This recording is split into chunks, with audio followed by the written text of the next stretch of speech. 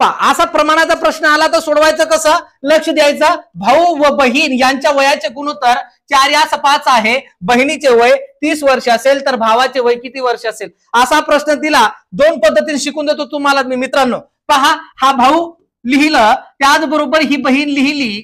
आता बहीण आणि भावाचे गुणोत्तर 4:5. 4:5 आपण लिहिले. त्याच्यामध्ये काय सांगितलं, 30 वर्ष जे आहे ते कोणाचं आहे, बहिणीचं आहे. म्हणजे बहिणीचं वय ऑलरेडी दिलेलं आहे.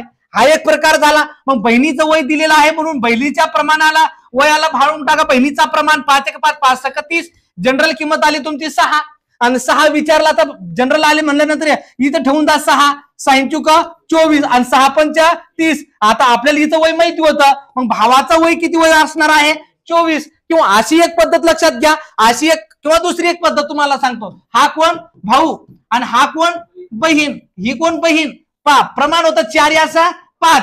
मग आता भाऊ आणि बहीण यांचा प्रमाण दिलेलं आहे दादा, लक्षात घ्या. 4:5. बहिणीचं वय किती होतं, 30. बहिणीचं वयाखाली वय टाकून द्यायचं, एक्स मानून घ्यायचं, म्हणजे कोणाचं वय भेटणार, भावाचा. याचा करायचा तिरपा गुणाकार.